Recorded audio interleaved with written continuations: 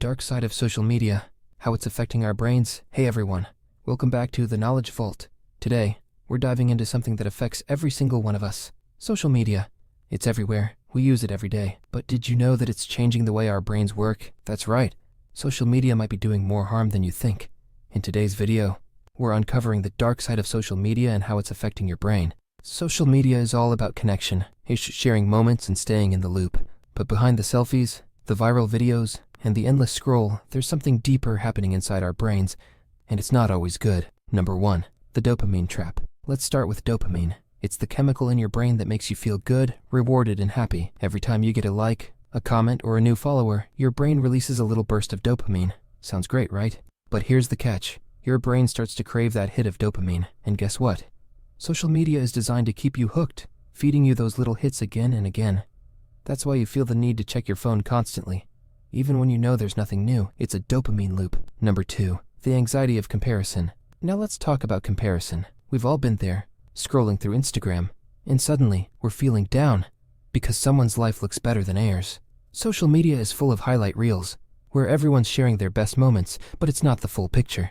Constantly comparing ourselves to others can trigger anxiety, depression, and feelings of inadequacy. And for our brains, this constant comparison can lead to a negative feedback loop, making it harder for us to feel good about our own lives. Number 3, the impact on attention and memory. Social media is also affecting our ability to focus. Ever tried to read a book or finish a task but found yourself distracted by your phone every few minutes? That's because social media trains our brains to expect constant stimulation. It's like your brain is in a constant state of alert, switching from one thing to the next. This constant multitasking is actually harming our attention span and our memory. It's harder to concentrate, harder to retain information, and harder to think deeply. Number 4, the fear of missing out, FOMO. Next, we have FOMO, the fear of missing out.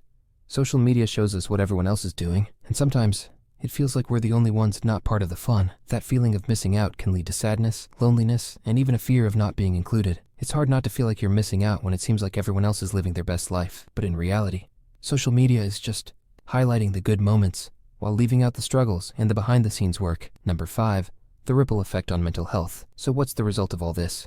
More and more research is showing a direct link between excessive social media use and mental health issues. Anxiety, depression, low self-esteem. These problems are becoming more common, especially among young people. Social media isn't the problem, it's the way we're using it. It's important to be aware of the effects it has on our minds and to make sure we're using it in a way that enhances our lives rather than harms them. So what can we do about it? Start by taking breaks, turning off notifications, and being mindful of your screen time. And remember, real connection happens in the world outside your phone. Thanks for watching, and don't forget to subscribe to the Knowledge Vault for more fascinating insights into how our digital world affects us. See you in the next one.